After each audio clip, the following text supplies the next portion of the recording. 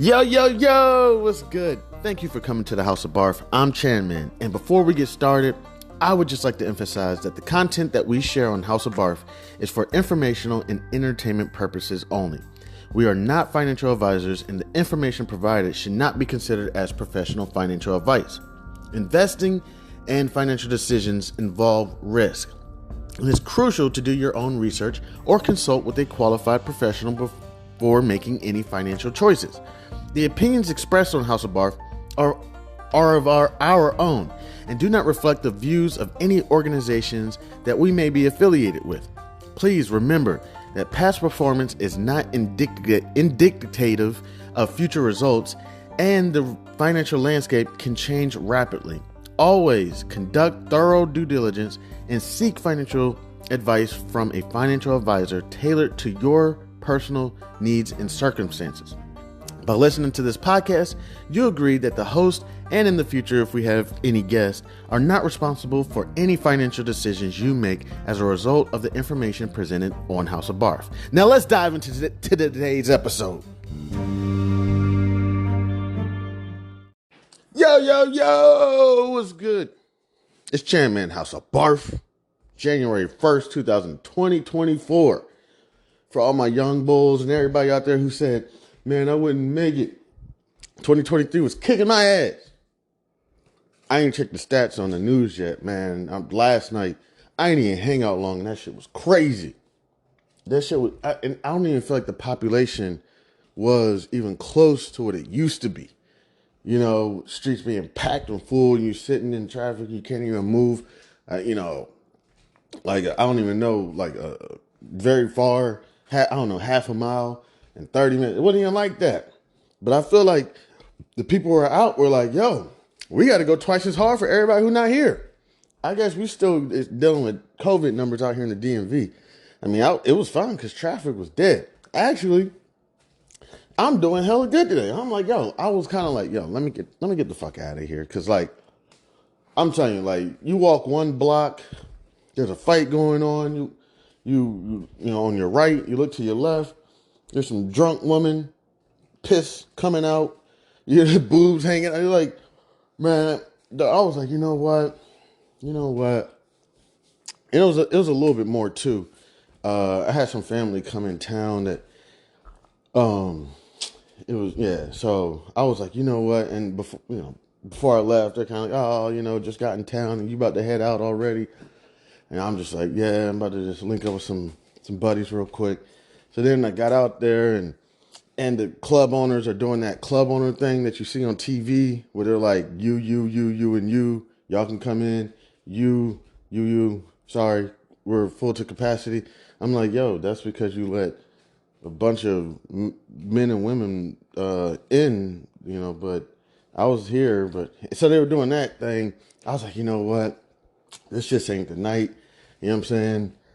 And when clubs get like that, that's just when I know it's not my night. It's just not my night to get in. It's cool. I can save my money. I can save my gas. You helped me out. You know what I'm saying? At least I was able to get out in the city and see the vibe. And it was nuts. It was nuts. One place I saw, I think the place is called Showcase. Shit was nuts. I ain't even get in. I just stood on the outside, and just standing on the outside was nuts in itself. And then I walked down a block, you know what I'm saying, and went to a place called, the Park. That shit was nuts too. I'm telling you, man, there was so much puke and piss on the floor last night and bodies, like, yo, I was like, man, it's all good, man. So I was able to get home. I was able to see the best of both worlds last night. I was able to go get to the club, but not able to get in, you know what I'm saying? Which is fine. It was cool. It saved me probably somewhere between $100 and $200 last night. You know what I'm saying? Because that's probably about the amount, and I don't even got that bread to be spending. You know what I'm saying? So I was like, you know what? It's cool. I can take $20, fill up my tank. You know what I'm saying? I wasn't on E. You know what I'm saying? $20 don't fill up your tank, but I wasn't on E. I was probably on a quarter tank, and my tank is no more than like a 13-gallon tank, so it's not very large. You know what I'm saying? So I can film. On a quarter tank, it probably take me a dub to just get it filled up. So go ahead, fill my tank up. Get home. Got home, and it's probably about 3 in the morning, and people are still up and they cooling, chilling, nice and quiet. Man, I was like, man, it was the best of both worlds. You know what I'm saying? In the crib, I got to try to, help with the dishes. You know what I'm saying? Got the shit cleaned up. And that was just as fulfilling as hanging out. You know what I'm saying? So it was real cool. We was able to get the best of both worlds. It was really cool. Hope everybody had a wonderful time. Hope you were able to, down some champagne. I don't know what champagne people drinking these days. All I know is Vive Clicquot or whatever, Dom Perignon, Brut, Chandon. So hopefully you were able to get some. And besides that, investments wise, maybe Louis Vuitton, Moet Hennessy, maybe was it LVM? They have two, LVMUY and I think LVMUYF, something like that. So maybe those may be some good things to get into. Burke was it Anheuser-Busch. Only thing about investing in those, you also have to have social responsibility. It's up to you. I'm not saying don't do it, but just know that every year, supposedly, there's approximately, if I'm correct, about 500,000 alcoholic related deaths. And I don't even know what that means. What alcohol related death means. Like, if two guys had been fighting drunk and let's just say one knocks one out and they hit their head and they die, and then they test both of the people and they both had alcohol in their system. Is that an alcohol related death? Or I don't know exactly. And I don't got my laptop up right now. Shit, I don't even know where my laptop is. Crap. I've been traveling with it back and forth between houses. So I don't know where it is right now. But I need that joint for tomorrow. Because I think the markets are they should be back open tomorrow. Get back on the Forex, get back on the options trading. And trust me, I ain't balling. You know what I'm saying? Don't get it twisted just because I'm out here, trading. People are like, must be. No, I'm not rich. I'm actually the opposite. I'm in debt. And I know your wealthy people, possibly Donald Trumps and your Robert Kiyosaki's and your wealthy people will say, I'm in debt. I use debt as leverage. I use other people's money to fund my operations. You know what I'm saying? That's true too. I do like to use that method. I get it. Forex, a lot of leverage. So I get it. Me personally, is that the wave I want to be on? Not so much right now. More so, I would love to be in a position where, not that I'm necessarily using my own money, but I guess using my own money for leverage. You know what I'm saying? Or some shape, some form of me kind of like, I don't know, more so being in control. It feels like things are getting kind of out of control, and I just need to get it back under control. I ain't gonna lie to y'all. I've been applying for entry level positions. I said screw it. I was applying for mid level positions, and shit ain't working. I'm interviewing. I think partially it's me as well. I got the conversation I'm having with y'all going. I got the new book I was writing going, and just been socialization, and just maybe I just haven't really been in the right mindset to go back to. Not to mention, like, the last experience I had with my former company wasn't the best on the way out. It was awful. It was god awful. And that's a little tender. You know what I'm saying? I don't know how to compare, but maybe if you get into a relationship and it was bad on the way out, not saying that, I don't know, relationships just ending peacefully, whatever. I don't know. But if that happens, it may be a little bit tender to hop into another relationship. I compare jobs kind of to relationships. Don't quit one unless you got another one lined up.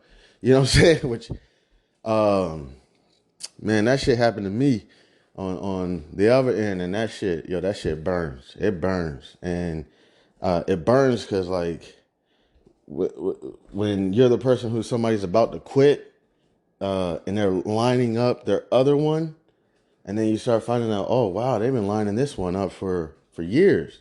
Like you're like, damn, that's fuck. So they're working on this one. The question is, what would happen if, like, I was actually my people was listening to some Keith Olbermann last night, and there was this question: what would have happened to Biden if Trump would have won the election? So it's like it gets you thinking, what would have happened in your relationship if things would have started working out? You know what I'm saying? Kind of like one thing that kind of made the relationship eventually break up is all the downfalls. Losing your job, not making as much money as you're making. Eventually, it's like, you know what? I can end this relationship. What if you would have got a promotion? What if you would have got a new car or something? Like, and they've been working on this thing for 1 or 2 years. Is it kind of like, you know what? Let me just keep working on this relationship for another year. You know what I'm saying? And just hold that down because who knows where this is going. Then another 4 years. You know what I'm saying? Who knows? Who knows? And also on the other end, I'm not perfect. You know what I'm saying? I'm not perfect. You know what I'm saying? It's something you got to work on when you go through stuff like that. It's forgiving yourself, as people will say, as the Lord has already forgiven you. You know what I'm saying? But you beat yourself up because you think about all the things you did that you shouldn't have done. All the things you said that you probably shouldn't have said. All the ways you spent your time that you probably shouldn't have spent your time, all the ways you spent your money, the way you probably shouldn't have spent your money. And it just runs through your head and you are curious if I could, because as a man, and I'm sorry if this is sexist, misogynistic or anything, as a man, no matter how you behave, you really are the leader of the house. As much as everybody be like, oh, this Norbit, you know what I'm saying? Or, I don't know the words, guys will call, a guy that they think is soft. Which I don't think a lot of things that other guys think is soft of a man is soft. You got these old macho alpha males out there who are calling guys all types of names, and whatnot because this guy is operating the way he's operating in his relationship. My thing is, as long as you're not like, I don't know, changing, I don't know. It's kind of hard because I can understand why somebody would change the tone of their voice or something, or, you know what I'm saying? Like, I don't know. It's kind of difficult to talk about, but like, yeah, just the main thing I was going to say, sometimes you'll be in your relationship and you don't really, you learn about power as a man. Before, you thought power was by your muscles, your biceps, your triceps, your glutes. I don't know if guys measure themselves off the glutes, but you measure yourself off your power, physical power. You get a little bit older, and I don't know if it's decreasing testosterone or whatever, increase in estrogen, whatever it is. You may not have no decrease in testosterone. You may not have any increase in estrogen. But you start to learn real power is really, in my personal opinion, really controlling yourself. You know what I'm saying? Like, a lot of times if people bark at you, what you want to do? You want to bite back. You're like, man, I'm going to end this as fast as possible. That's the goal. Somebody want to bark, bite them. End it as soon as possible. Once it's over, we're moving on to the next section. So then you get older, and all those older guys that would be like, yo, don't argue with your lady. Don't argue with this. That's not cute. You know what I'm saying? You're like, man, fuck that. She thinks she can talk to people any way she want to. Somebody need to knock her ass out. You know what I'm saying? And like, people will tell you like, nah, it's not cool, man. That's what women do. That's what women do. They say shit all crazy. You know what I'm saying? They're going to try to hurt your feelings. You know what I'm saying? And as you get older, you realize real power really comes from controlling your actions when all the shit is just going all wrong. You know what I'm saying? Easily, if you had the power and the money, you could easily get a couple of your homeboys, put some arms in their arms, and let's go try to handle this the way we would like to handle this. And essentially what people would kind of say is, man, this isn't the Wild Wild West anymore, man. And who knows? Maybe people don't evolve. Maybe we do get new technology, and maybe we went from the rock and chisel to, I don't know what came after that. Maybe clay to, I don't know, whatever came after that. Pencil, pen. Now I don't know, computers. But essentially, maybe we've never evolved. Maybe we all are still the same. Instead of maybe, we had the number one gangster or whatever, the Johnny Depp film where the guy was going in banks and, robbing them up. And now we got hackers that just say, hey, I don't got to go inside the bank and rob them anymore. I could just hack their system and rob them that way. Ransomware and shit. That ransomware is serious, man. They lock your shit up and send you a picture of a middle finger, say fuck you, or send you a picture of a dick. And you're like, what the fuck? And they're like, hey, send us money or you're screwed. You know what I'm saying? If I had my laptop, I'll pull up ransomware. That shit's serious, man. And ransomware has been going up tremendously over the years. These corporations, they lock their shit up and they like, yo, pay us or we're taking all your money, or I can't remember. I used to research ransomware. I worked on ransomware a little bit, not too much. I worked on a couple things, not too much. You know what I'm saying? Serious. Again, I'm not trying to say it, but whatever. But bottom of the totem pole. I never really got anything worth any substance. I just recently saw LPL Financial got hit with a $5 million fine. I don't know all the details about it, but essentially they were not keeping track of their transactions or something like that. And essentially, gosh darn, I wish I had my laptop up. But yeah, there's so many things, that's more so the regulation side of how to protect yourself against ransomware and whatnot. I can only imagine how difficult it is, with these hackers, and I'm pretty sure they're only getting better and better. But then I was looking at this guy, something Montgomery, who's like an ethical hacker who supposedly, I guess, knows how to fight against these people. And he actually goes down the road of like pedophilia or whatever. But I'm pretty sure, you have him in the FBI, DOJ, whatever, to fight against the guys who want to go after big banks and institutions and lock their funds up. Or they're going to put out pictures of you fucking your mistress online. You know what I'm saying? And I don't know. Essentially, it's ransom. You know what I'm saying? How, back in the day, I guess people would, I even hate to say it, but would maybe kidnap somebody and hold them up for ransom. Now it's ransomware, where they lock your system up and tell you pay us or we're going to send pictures out or whatever they do. I got to research it some more. It's been a while. But yeah, again, Happy New Year's. We're going into the 2024. This is exciting stuff.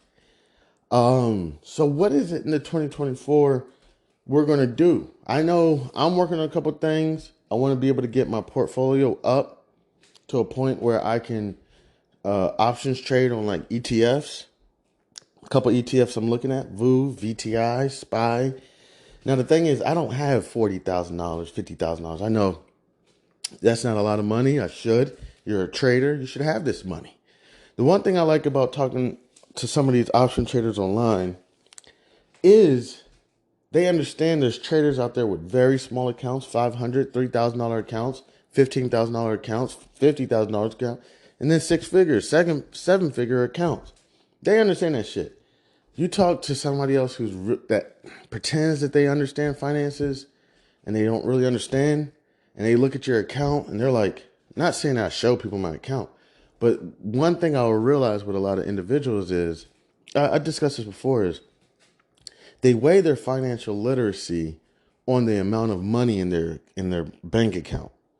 Where, in my personal opinion, unless you have a strategy or a plan, having the biggest bank account is actually opposite of what you want to achieve. And it's not a risk to reward thing. Everybody wants to weigh risk to reward. Oh, you saying that I could be making more money in the market? Okay, there's a little bit of that, but it's not that. It's, let's just say your own blood, your own family member, right? Got their money in the bank account and they're getting $1 a month, $12 a year. And you go to them and say, okay, you want $12 a year? Let me handle your finances. I'll do it for you. And of course, what they say?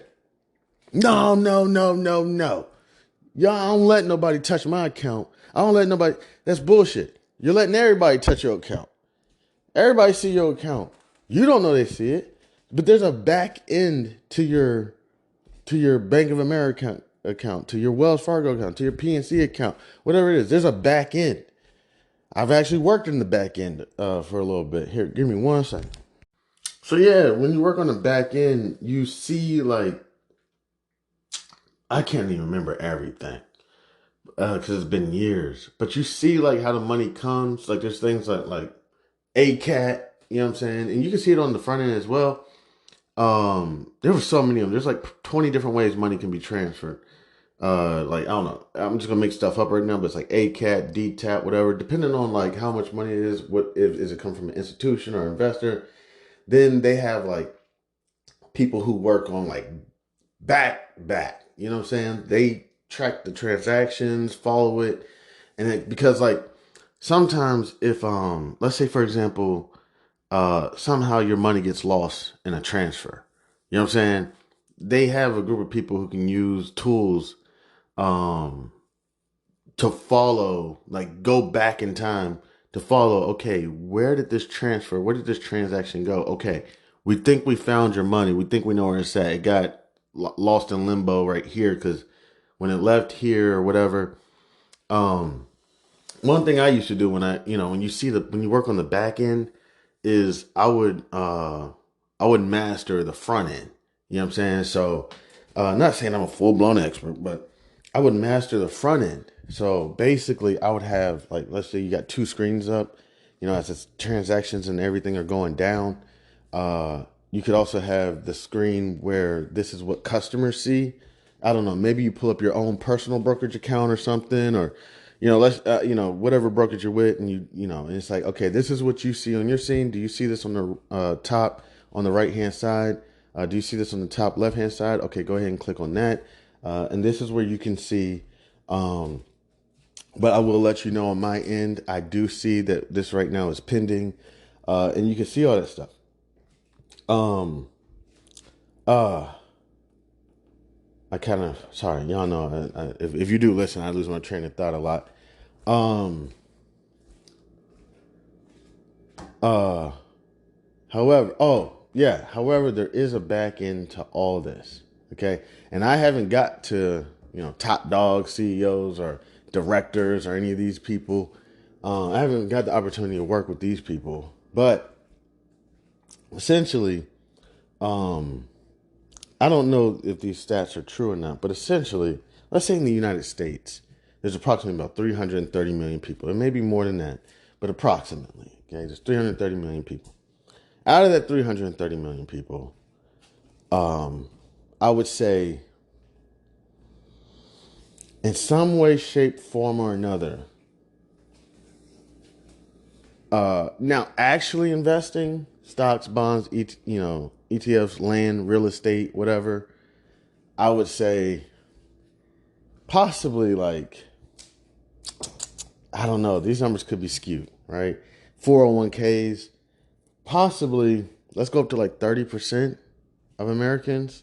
So let's say, I don't know, like, I don't know, what's that, like 90 million people? I would say it's probably like 90 million people are investing in one way, shape, form, or another, right? So, kind of the thought process. So, for example, there's ways people, approach investing, and there's ways that other people, not saying such as myself, but such as myself kind of look at investing. So let's say there was a really hungry person on the road, right? Starving. I'm talking about starvation, right? Supposedly you're not supposed to feed that person. I don't know. You're supposed to take them to a doctor and let the doctor do what they do, like hydrate them. I don't know. They got a whole different process. You know what I'm saying? But there's like the correct way of going about it, and then there's not the correct way. And maybe these people could survive off of your way. You give them some food, and maybe somehow they survive. And you can say to yourself, oh yeah, I didn't kill him. We're good. You know, but it's like, yo, you could have. You know what I'm saying? It's like, and that's kind of how I think a lot of people look at it. Like, you got, you know, your doctors, your lawyer, your engineers, people who are very high class, got a lot of money in the bank. You know what I'm saying? They can spend it. They don't got to worry about it. They got their nice fancy home. You know, they're doing very well for themselves. You know what I'm saying? But sometimes I think we can equivalate our status and our IQ with financial literacy. And I know it's crazy because, well, you know, how can I trust this person to be financially literate? They're fucking broke. That you got this person pulling up to this millionaire's house in a fucking Honda Accord. And why is the person that's a millionaire listening to them? And I actually would say, as long as they're not a crook, big ups. Because it's like, well, if they're so financially literate, why are they not rich? You know what I'm saying? It's like, that's kind of, if I had to say, a fallacy. You know what I'm saying? Like, in my personal opinion. Maybe because I'm broke and I can see it from this end. And I can see a lot of things that people are doing that maybe it's like, man, if I had that type of money, I would handle that a little bit differently. You know, one thing recently, the 5%, the 5% on the bank accounts, you can take your money out of the stock market, take it out. We got these 5% accounts. Move it over to there, get 5%, and guess what? You ain't got to do shit. Man, when that shit happens, that's kind of like, initially, again, when I heard that shit, I'm like, oh shit, sounds like a good idea. And then I heard everybody starting to do it. Oh yeah, I'm opening up account, high yield savings account, and I'm gonna get 5%, and I ain't even gotta do shit. And they're saying that the stock market's only supposed to rise 5% in 2024. So instead of me having to trade all day, I could just go ahead and get one of these high yield savings accounts and not do shit and still get 5%. It's a win-win situation. Win-win with the banks. Ugh. I don't think the banks ever do win-win. It's I could be wrong. I don't know the banks because I never really dealt with a lot of bankers, never really hung around a lot of bankers, and never really worked in banking. But I don't think banks do win-lose situations. Win-win situation. I think they do win-lose. And the only time they do like a win-win are with your big dogs who took out $100 million in leverage and fucking blew that shit. And now they're going to have to figure out a way to get their money back. And they probably do shit like give them a paycheck. Like, hey, you're about to come work for us now. You know what I'm saying? Until you pay us back. And then because like if you lose in the market, this is one reason why I hedge my positions. That I've been working on hedging my positions. I'm not an expert at it. You know what I'm saying? Is you'll wake up one day and you'll be down $1,000, right? I don't know the percentage. Let's just say you're down, let's say like 10%, maybe, yeah, let's say like 10%, right? So you've invested $10,000 into this stock, and you woke up the next morning and you are down $1,000. Some news came out. This person slapped somebody in public, and the stock market is not taking too kindly for it. Or this person lost his contract and the stock market's not, or this person said an anti-Semitic comment and the stock market's not taking too kindly for it. And you wake up and you're like, what the hell, what just happened? You know what I'm saying? And you're down $1,000. You're like, shit, fucking bigot. I'm kidding. But then you have a hedge in.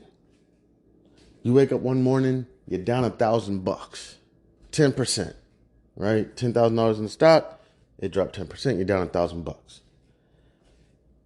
But you have a hedge in.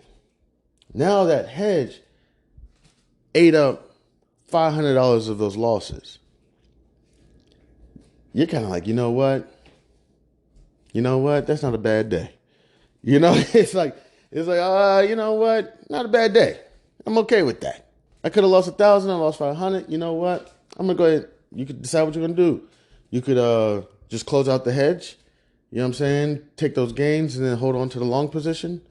Or just close out the whole position, take the $500 loss, move on. It depends. It's how you want to approach the situation. You know, that's that's really one reason why I've been working on my hedge positions as well. Uh, uh, so that could. So essentially, let's just say the bank loses $100 million and they recover, I don't know, a certain percentage of that, 40, 60, 70% of that through this person working for them, and or whatever it is, however they work it out. I have no idea. I can't, I can't think like a banker. I don't know how bankers think. But I do not think that they do win-win situations.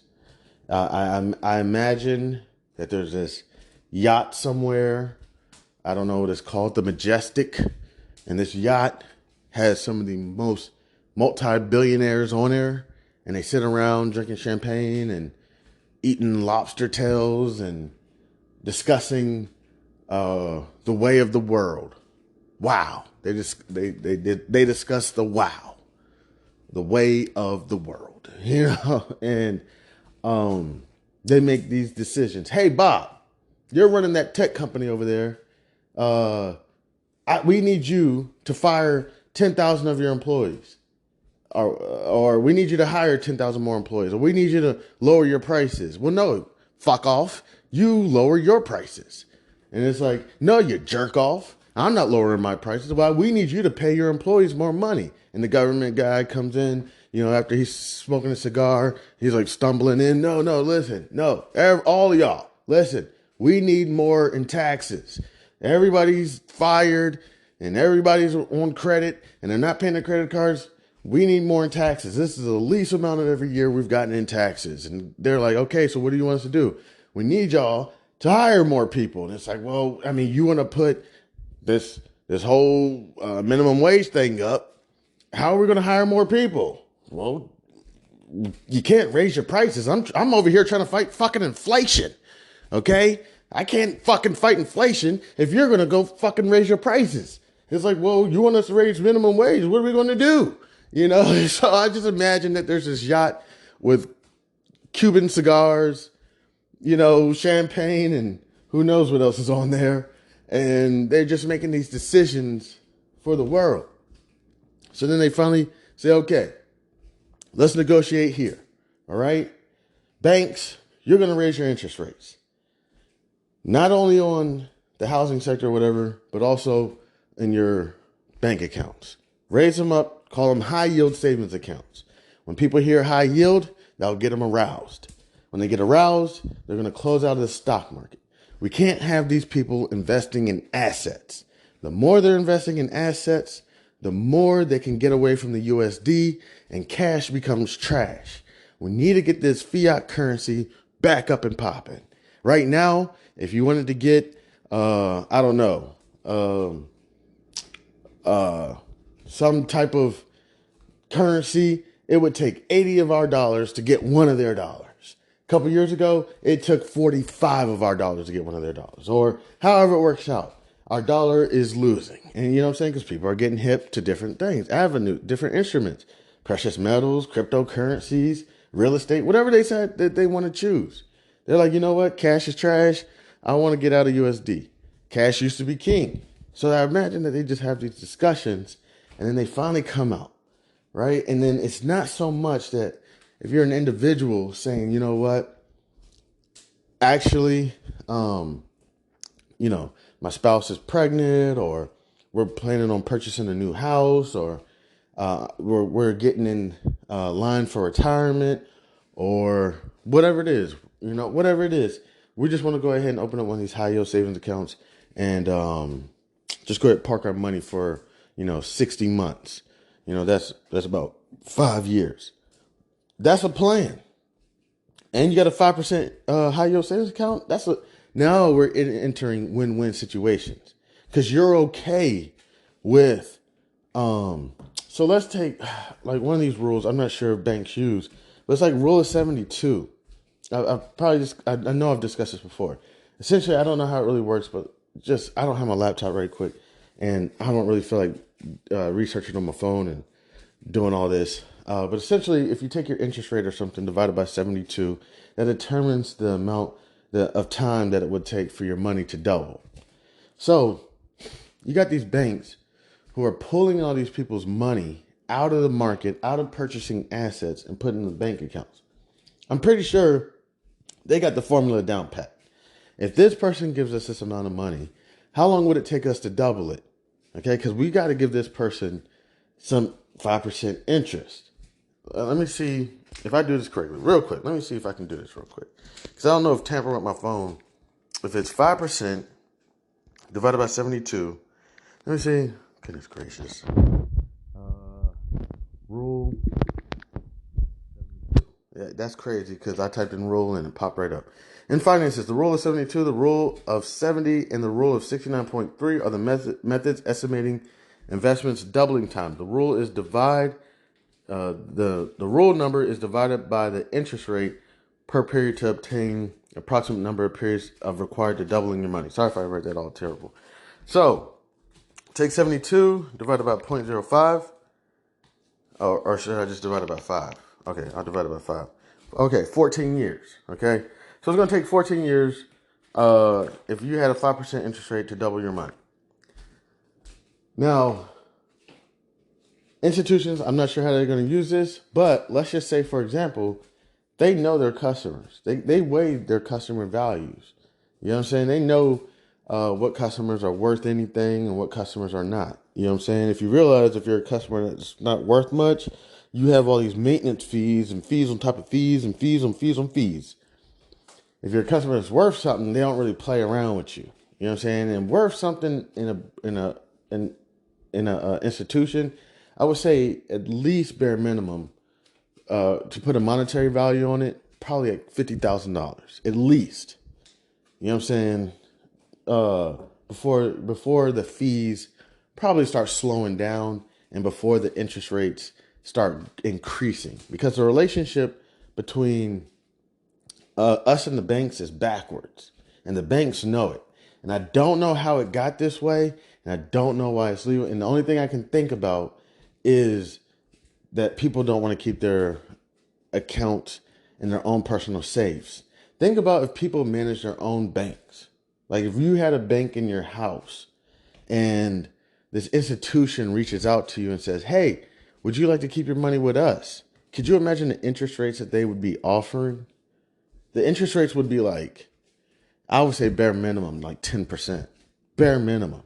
If we manage our own banks, if we had our own bank in our house, you know, security guards would be able to watch it and whatnot, and fireproof walls and everything, and we have no concern of putting our money in an institution. It doesn't even cross our brains. And not only are we not doing it, our neighbors aren't doing it. It's the way people manage their money. We just have a new ethical integrity system that people aren't going around breaking into people's houses, trying to steal all their money, whatever it is. We don't have wars where people are going around trying to, you know, burn houses down for no reason, just because they want to commit genocide or something. I don't know. And people can actually set up safes in their own homes. And whenever they want to do an investment or anything, they can go to the safe and then do their investments. And then whenever they cash out, they can take the money out and they can put it back into the safe. You know, if we had that going on, not saying that that's the wave or that's what we should be doing, I don't know. But if that was going on, you can only imagine the interest rates that would be offered to the institutions. Offered by the institutions. And then the relationship would make more sense. And again, going back to everything's not about risk reward. Sometimes it's about understanding the dynamic of the relationship. If I had a pet bear or a pet lion, and I'm not sure, I don't want to get on PETA's nerves or anything, but I probably would beat the living shit out of that pet while they're young. Not like a child or anything, I'm not saying beat your child, but I'm beating the shit out of or let me not say that. I'm training the shit out of this pet, this bear, this lion, this Iberian tiger, this German shepherd even. You know what I'm saying? I'm training the shit out of them. Okay, maybe beating the shit out of them is not the right word. I'm sorry. I shouldn't have said that. But I'm training the shit out of this motherfucker because I want them to know who's boss. And when this bear or tiger lion, whatever it is, gets older, I want them to know, like, hey, you fuck around, I'm whipping you, or whatever it is. And I don't want to torture the damn animal. That's not what I'm saying. I feel bad because I was looking at this elephant. I was tortured for like 50 years for, circuses and letting everybody ride it. And then the thing finally got free. Somebody broke it out and it was free for a few years and it passed away. It was like, damn. Kind of gives me that Kobe Bryant vibe, man. It's like, damn, this guy played basketball his whole damn life and only had a few years. He was in retirement probably 3 years. It makes you, man, you'd be like, man, what's it? But at least he's going to go down as one of the greatest basketball players. Now, as a husband and as I don't really get into all that, but it bothers. And so I felt bad for this elephant and for the Bryant family as well. But I felt bad for this elephant, man. It's like, damn. And the thing lived to be like, if I'm correct, like 50 years old. Like, no, I think it lived a little longer than that, like 60 years old or something. But 50 years of its life, it was in captivity. And not even in captivity, it was getting beat the shit out of. You know what I'm saying? And then finally, yeah, again, somebody broke it out and it lived 10 years or 5 to 10 years in wilderness, peaceful, happy. And then I believe it passed away. And I was like, damn. So I'm not saying I want to go around beating animals or whatever. But I want the dynamic of the relationship to be churned. We already know humans are not predators besides our intellect. Our intellect is what makes us a predator. Our fingernails are made out of ivory, but they're not growing like to saber-tooth level. Our canines are not like on this, saber-tooth level. Our strength, the strongest human being probably can't even beat, I don't know. Definitely, I'm not even talking about a bear or gorilla or anything, but I don't know. Was it an Asiatic bear or those little black bears or, what I'm saying? The strongest human being probably can't take on a lot of the animals that are in the wild. You know what I'm saying? But however, you can change the dynamic of the relationship. So that's where sometimes when people want to touch on risk to reward, oh, you just want me to put my money in the market and so that I can get more money. Yes, I got you, but it's not just that, man. It's not that. You know what I'm saying? It's not me just wanting you to break up with this person so you can go find someone better. Yes, that is true. Yes, I want you to find somebody better for yourself. You're better than that. You're better than that person. That person's a scumbag. You know what I'm saying? Or a flea bag, whatever you want to call them. You know what I'm saying? But on the other end, what else? Dead ass. I just want you to do better for yourself. That's it. I don't really give a damn if you break up with this person and go find somebody else that's better. That's fantastic. That's a cherry on top.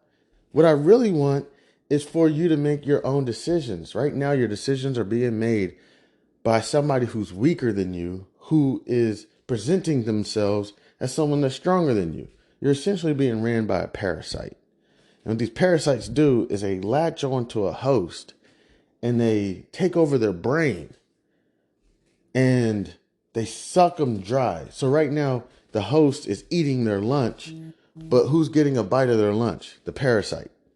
The host wants to go left, but they end up going right. Why? Because the parasite has their brain under control. And that's what a lot of individuals and whatnot do. They take over the host, and next thing you know, you're just following this path. You're kind of like, how the hell am I following this path? What is going on? That's why, no offense, I think COVID ended up being a really terrible, but also, I don't know how to say this.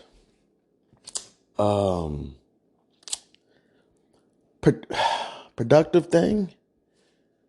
You know how many individuals started small businesses during COVID? You know why I think? There were so many years we were commuting. Why, no offense, why do you think there's this whole thing of we got to get people back to the office? I don't think it's because commercial real estate is killing businesses and whatnot. I think that too. But you know how many businesses got accountants who can do depreciation on their real estate and blah, blah, blah. They got accountants, tax advisors, financial advisors I don't even know what to say, out the wazoo, whatever. You know what I'm saying? They can figure out depreciation and all that shit for that real estate property, and then they can lease it out or sell it or do whatever they want to do. I don't really think that's it. I think one thing that we're having right now is an employment revolution. It's people saying, you know what? Why the hell have I spent so many years of my life going to this office, dealing with workplace politics, economic, racial segregation, whatever it is? One time I worked for a company, it couldn't have been more blatant. I came into the company as a contractor. You know what I'm saying? Worked for the company for about a year as a contractor. Um, got a promotion, got on full time. So instead of me hitting, number 2 on the elevator or number 3, now I'm hitting number 4, number 5, number 6 on the elevator. I go to the next floor, okay? On the floor number 1, number 2, you get off the elevator, immediately it's chaos. Ma'am, yes, ma'am, yeah, that's true. Ma'am, no, calm down. Immediately, as soon as you get off this floor. Now, hint, I've never went to the 5th, 6th floor. Never even crossed my mind. Unless maybe there was a party or something going on. They're like, hey, 6th floor is having a party. It's like, cool, let's go up there. It's between 2:30 and 3:30. You're like, all right, cool. I'll go up there at 2:30, and you go up there and you eat some cake and ice cream and drink some, whatever they got up there, and you chat around. You say, hey, and then you go back to your floor, and you're like, hey, I got to get back on the phone calls or whatever. And it's just, you get back to your floors. Hey, man, yeah, hey, ma'am, yeah, blah, blah, blah, blah. Sir, yes, sir. Yes, you said 4, 6, 4, 6, 4. It's just crazy. So, get a promotion.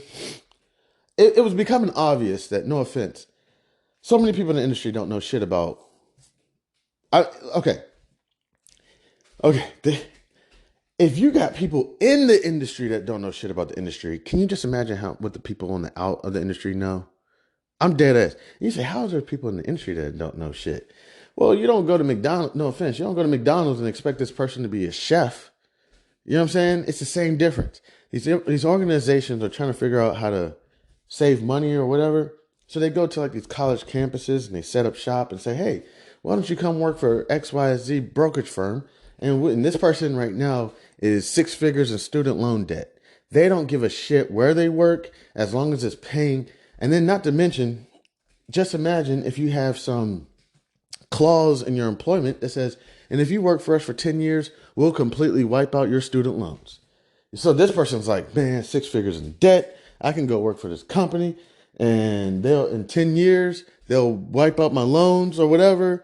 However it works out. I don't even know how that fully works out, but bet it's like if you go work for a government agency or a nonprofit or something, they'll work with you. All right. So this person is like, fuck it. They go to the interview and they blow it out of the water. Yes, stocks, bonds, investment ETFs, yep, blah, blah, blah. And they do it really well. They get the job. Now they got the job, and now they run into people like myself who now have to work with this person. Hey, Chan, we got this new team of people coming in. We need you to train them, whatever. That's how they typically do you. They know that they got some new people coming in, people who more so fit the culture. That's what they'll call it. Fit the image. Chan, man, you don't fit the culture. You don't fit the image. You say things like, yo. All right? And look at you. You look like a ragamuffin. Get yourself together.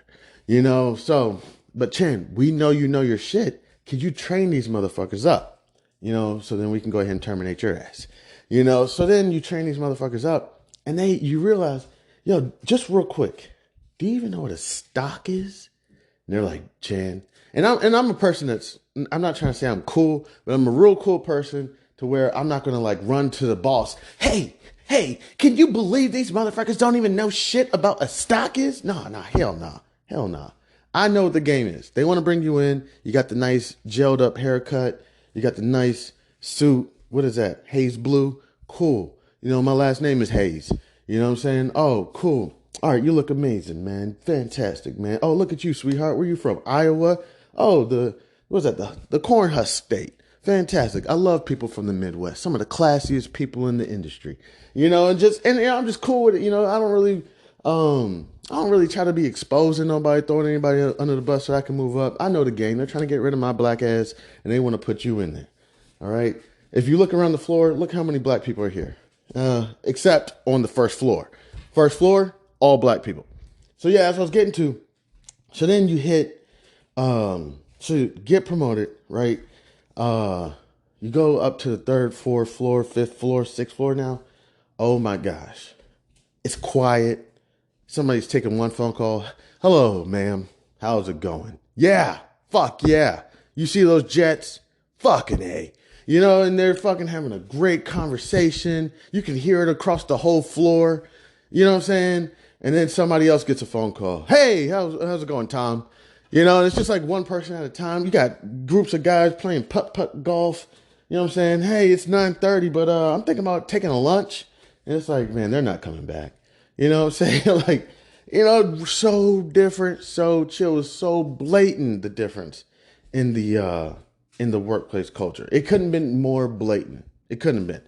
And I was one to try to like go back down to the first or second floor. You can't do it. You can't do it. It just doesn't work out. You try to go down there and hang out with the crew. You just got the job last week. You're like, yo, I'm still part of the crew, man. What's up? Nah, you're not. You're not part of us anymore, man. You're up on the fifth floor. We know what that is. You didn't know what it was, but they knew because they've been working their ass to get there. And then you know, sometimes you got to reach back, man. You got to help people because, like, man, people don't realize, man, there be people in those roles 15 years, 30 years on top of years, never getting one opportunity. But when this person who don't know shit about stocks, don't know shit, it's more so what they call it as an advocate. You know what that, you know what I'm saying? When somebody got you under their wing, you know what I'm saying? It'd be like, damn, you already an advisor? Yo, this guy, I mean, he don't even know shit about investments, yo, for real. And he's already an advisor. How did that happen? It's like, oh, such and such advocated for him. Oh, there we go. That's the answer. You know what I'm saying? So that's what I say. If you could just imagine if there's people in the industry that don't know shit. Now I know it's hard to believe that shit. How is that even true? How could my advisor not know shit? So what happens is they train them up. They give them all these books and they tell them to read them. Read this book. Read this book. Read this book. So what you get is this advisor who's regurgitating everything they read in a book. Now, there's nothing wrong with that. You got to start somewhere. The concern is they have no concern about where you came from. They don't understand that you, no offense, had to come from overseas on a boat. Damn near got your whole family killed. Got here into Texas or Mexico somehow, or New Mexico or California somehow, and you worked your ass off for 30 years at this company, saved every dollar, and now you're just getting around to them. They don't give a fuck about all that.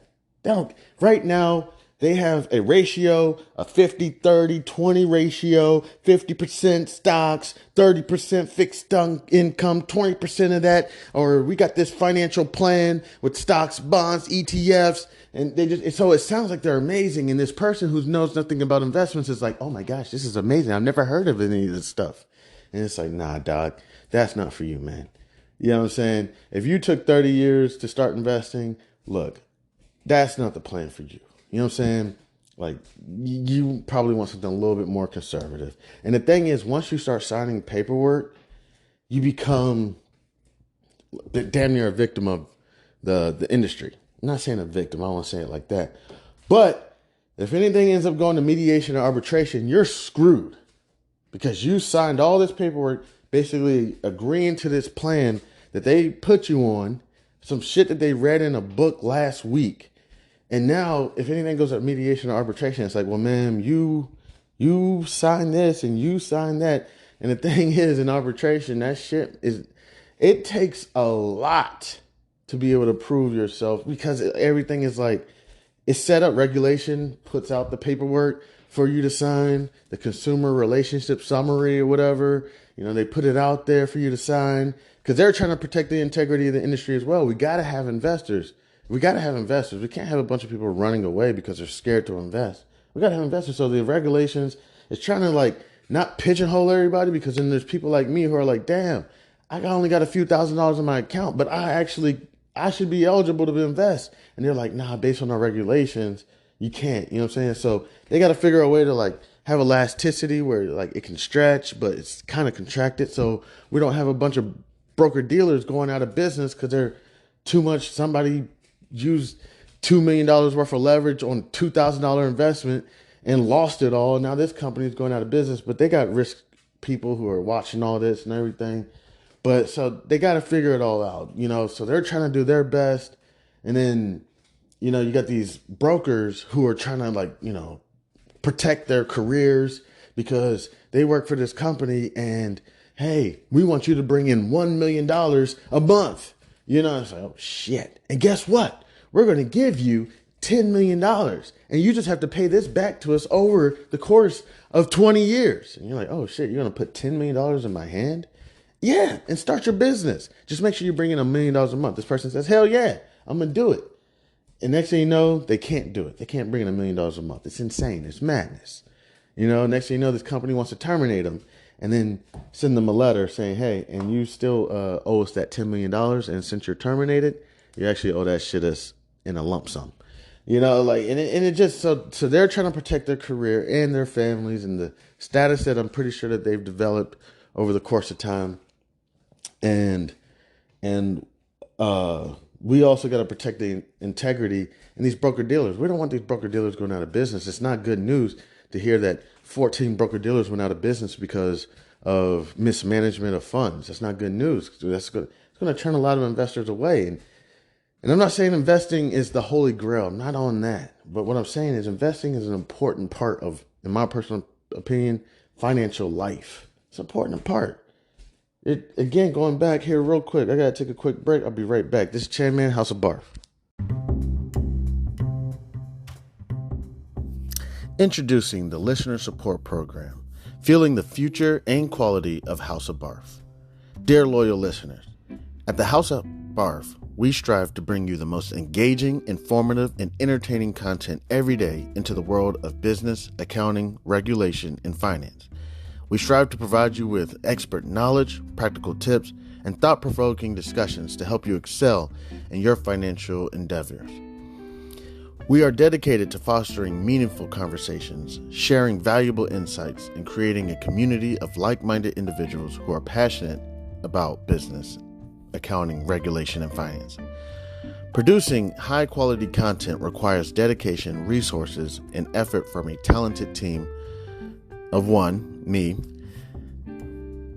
but in the future, hopefully I'll have a team. That's why we are excited to introduce our Listener Support Program. This initiative allows you, our cherished audience members, to play a pivotal role in shaping the future and the content and assuring House of B.a.r.F's sustainability. In the future, becoming a supporter, you will be able to enjoy a range of exclusive benefits that I'm hoping to be able to bring eventually: early access to episodes, access to episodes that are not, public, that are not accessible to everyone, possibly even create better content. And then all those mistakes I make, maybe I'll put them in a separate episode. You'll be able to get some behind the scenes stuff, and other exclusive things such as merchandise. Possibly I have a children's book coming out, may be able to offer that. Your support goes directly towards enhancing the quality of our content, expanding our reach, our research, and investing in new resources and technology to bring you even better experiences. Your contribution will help us continue to deliver thought-provoking discussions, captivating stories, and insightful I didn't mean to say that. Maybe in the future, may possibly interview someone that will keep you engaged and inspired. Join us in shaping the future of House of B.a.r.F. by becoming a supporter today. Your generosity empowers us to keep our conversations alive and ensures that we can contribute to provide valuable content to audiences around the United States and hopefully in the future of the world. To support us, simply visit podcasters.spotify.com. Then you can get to House of B.a.r.F. Also, it is on Spotify and support this podcast and become a supporter, and choose a membership tier that aligns with your preferences. Every contribution, no matter how small or how big, makes a meaningful impact and is deeply appreciated. Thank you for being an essential part of our journey. With your support, we can reach new heights and create content that truly resonates with you, our incredible listeners. God bless. Happy listening. I'm Chanman. This is House of B.a.r.f. Again, if you would like, you can visit podcasters.spotify.com/pod/show/Chan-man7, and you can go to support this podcast and become a supporter today. Thank you. You can also reach me at c287gph@gmail.com. Thank you again. You have a wonderful day. God bless. Yo, what's good? It's Chanmanhouseofb.a.r.f. Thank you so much to anybody and everybody who decided they're going to take time out of their wonderful day to come kick it with your mans. I appreciate it. But yeah, so I do believe that investing is an important part of life. I think it develops the financial literacy, the financial maturity. I think we understand that from a young age that we have to work. This is what kind of links and makes it cool to me. Stand Adventure is about. It's from a young age we understand that we got to work for our money, and we got to go shopping and all these stuff. We got to consumption. We understand that, but I don't believe it's a lot of part of our lives we're hitting that next level of financial literacy, because it's a-okay to do what? It's a-okay to work for our money, consume with our money, give our money to the banks, and then take out a huge loan for real estate. Buy a car, finance a car. And these things are okay because what happens when we pull up in that new car? Feeling really good. Feeling really good. You know? And we pull up and everybody's like, oh, shit. Okay, ante up. You know, and it's like, yo, yeah, man, I'm out here. Baby mama Benz in it, bitch. You know? And we congratulate them. I'm not saying nobody has these conversations, but do we say anything about like, yo, how did you finance that car? And not to be like, you know, yo, how you get that car? Like, shut the fuck up, get out of my business. More like, just kind of like, you know, how did you finance it? I don't even know how to finance a car. If I was about to finance a car, I would go to YouTube. I'm not even kidding. I would call one of my buddies and maybe sell cars and be like, yo, could you help a brother out? You know what I'm saying? Or if somebody gets a house, we don't care of how they got that house. Oh shit, I see you. You up there in Calvert County. Oh shit, I see you up there in Montgomery County. Oh shit. You know what I'm saying? We don't ask no damn questions. We up in there like, yo, pop this Vive. You know what I'm saying? We chilling. You know what I'm saying? We don't ask no damn questions how they got in that bitch. It becomes a part of life. And then we teach our children, do this, do these. You want to get a lot of bitches? Do these. You know, you want to get everybody on your dick? Do these. You want to throw the family holiday party? Do these. And then everybody works so hard for that shit. And then we get in this cycle where it's like, yo, wait a minute. How is it that I'm balling like fuck? I mean, I'm making $200,000 a year, blah, blah, blah, blah, blah. But for some reason, it feels like I'm living a $50,000 a year life. It's like, and what I mean by that is like, how did we get caught up in this net? You know what I'm saying? It's kind of like, what I mean is like, so I've noticed when I've had a couple buddies who kind of had money, they get a lot of phone calls. Even to my trap stars, you know what I'm saying? I love my trap stars. I pray about my superstars all the time. And I just pray that, you know, that they're able to channel that energy in another direction because they're geniuses, beautiful minds, mathematical minds, problem-solving minds, entrepreneur minds, opportunity, you know.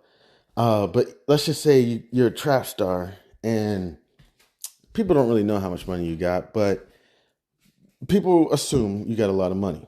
You go to Prince George's Plaza and you threw 20 grand in the middle of the crowd, right? Or Pentagon City Mall and you threw $50,000 in the middle of the crowd. I don't know what for. Probably tax purposes. You're probably trying to get this money out of your hands and you don't know any other way. And you just go ahead and throw it. So now everybody knows you got a little bit of bread. You go to the casino, you gamble it all away. You're not even trying to win. You're just giving, like, I got to get this money out. So I noticed these people get a lot of phone calls of people asking for money. Now, my thing is, I don't ask these people for money. Trap stars, I understand, are a little bit different, but still same difference, okay? Somebody's making $250,000 a year. They got 2 jobs. They've been working 2 jobs from their laptop.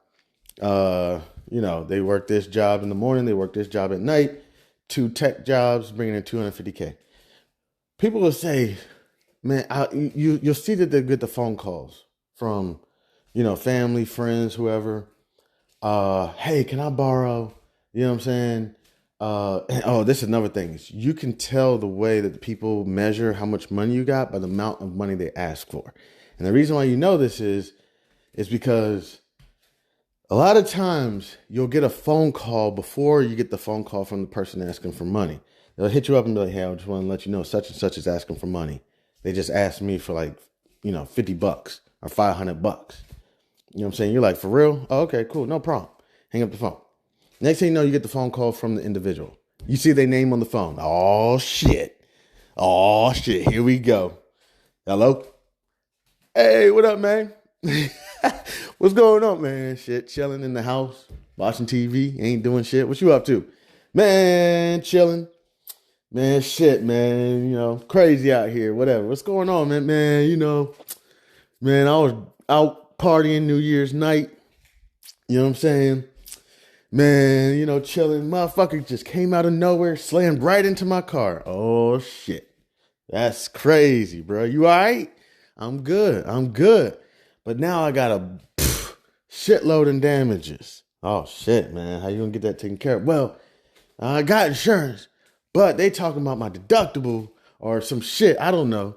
Gonna cost about such and such amount of dollars. All right, cool. Well, what's good? I mean, you all right? You got it? Cool, man. That's crazy. It's like, yo, one day I asked you for a favor. And it's like, yo, what's up? Like, yo, can I get $5,000? You're like, whoa, man. And if it wasn't for that phone call you got earlier that said, yo, yeah, man, they called me asking for $500, you wouldn't might have did it. But just because you got that phone call, you're like, $5,000? What the fuck does this person think I do for a living? You know what I'm saying? Do they really think I'm balling like that? You know what I'm saying? And you're like, man, you know what? Man, I don't know, man. And it's not even the fact of the money sometimes. Sometimes it's just that principle. Like, damn, how you going to try to ask me for my money because you think I'm balling? But what I say is I don't really ask these people for money because a lot of the times these people, if I had to describe it, I could be incorrect about this because sometimes you're not really all in everybody's business, so you can't see everything. Even if they work at your institution, there's this thing where you ask them how much money do you got away from the firm. You know what I'm saying? You can't see this money, and they could say nothing, or they could say $1 million, and they could have way more, way less. Who knows? You don't know. But one thing is, these people, if I had to say, scale up their life. Maybe not everybody. You know what I'm saying? I don't know if there's a level where it's like, yo, I just got money coming in for no reason, and it's just too much money, But I'm not talking about those people. I don't know these people. I don't talk to those people. But I've noticed they scale up their life. So if you're making, let's just say, let's say like $10,000 a month, right? So you're making, what's that, $120 a year. These people, they take their $10,000 a month and they scale their life up. So they get themselves a townhome, an apartment, or a house, or whatever it is that costs, $5,000 a month. You know what I'm saying? And then they have $5,000 that they can put towards savings or their investments or whatever. And then they get the opportunity to move up. Maybe they get married or something, and they have another $120,000. So now this couple's making $240,000 a year. Then they move up to a place that costs $10,000 a month, and then they have $10,000 a month that they can put towards savings. And these people, they do that over and over and over. And this, I'm not saying that everybody does this, but it's one thing I've kind of noticed. So this person who is living in this $10,000 a month home, whether it is the mortgage is $5,000 and the utilities and everything else included is another $6,000. So at the end of the month, it's $11,000 to live into this home. Or whatever it is. I don't know the levels. Trust me, I'm broke.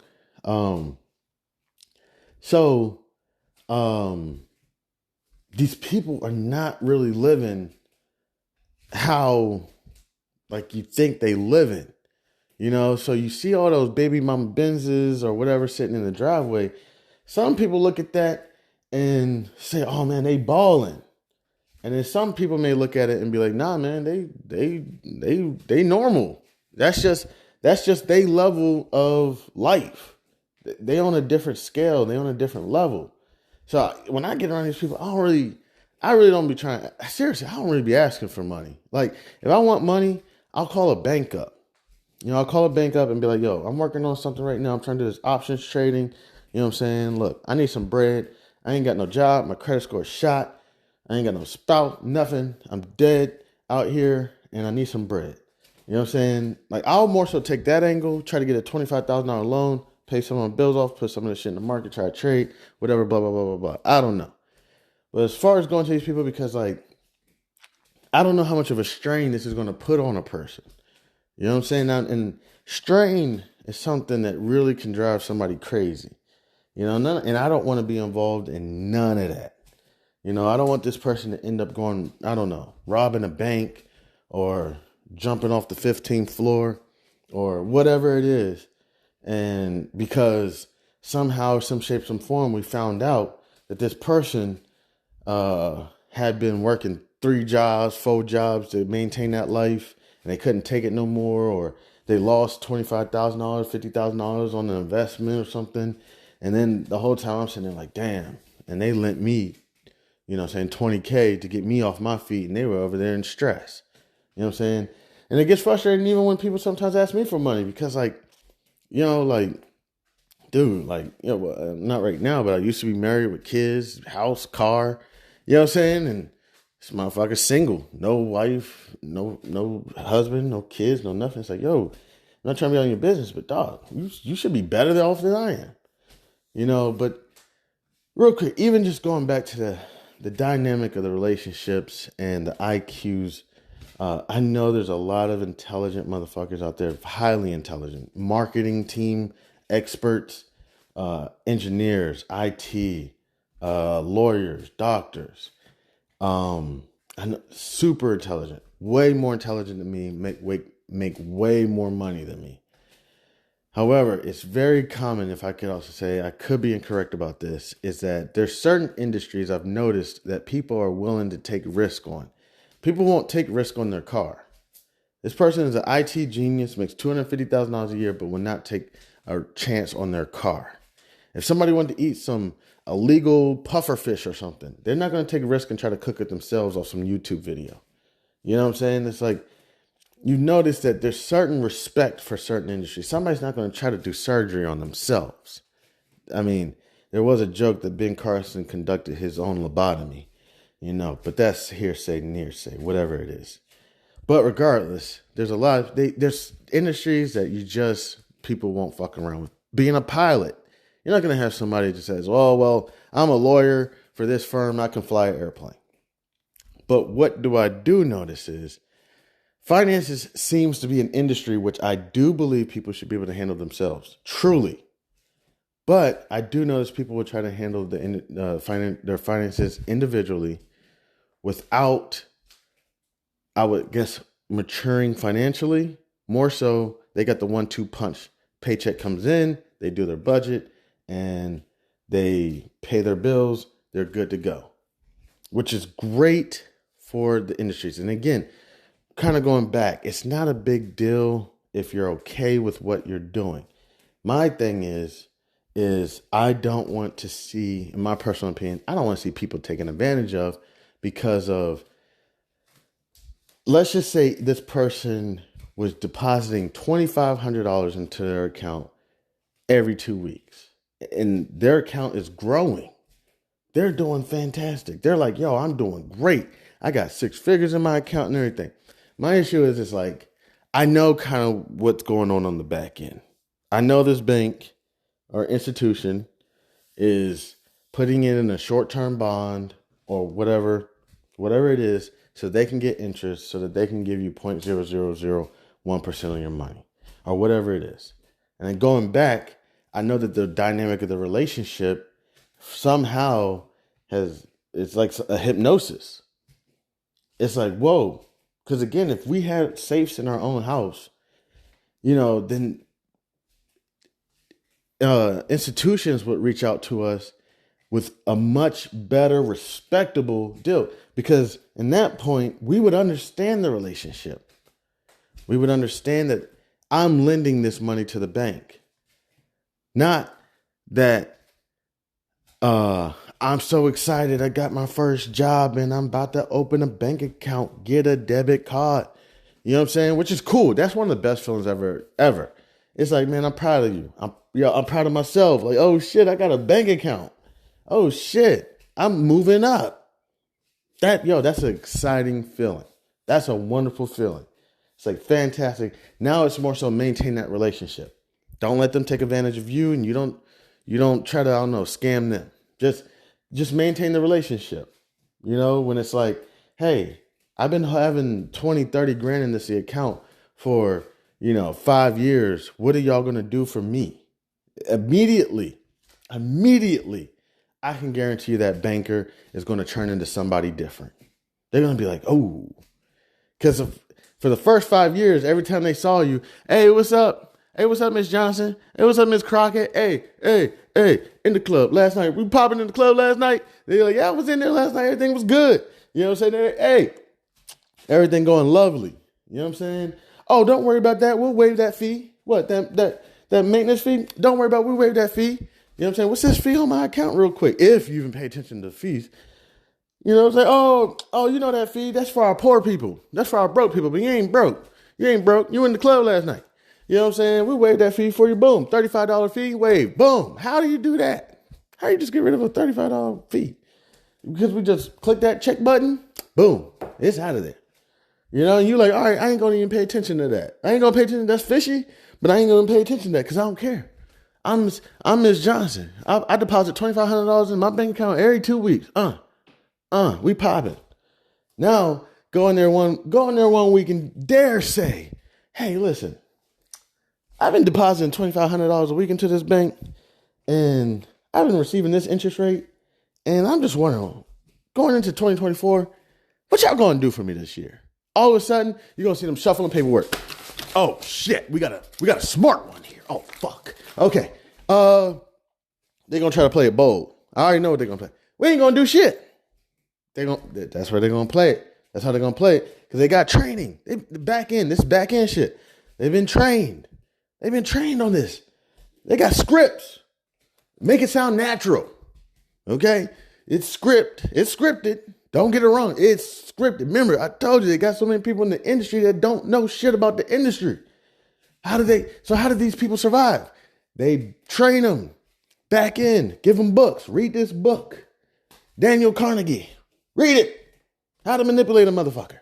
It's like, I don't even know. I really don't know if that's what, but they read the books, they get them trained up. And so now with their brain is wired that when somebody says something, what script do I got to go to?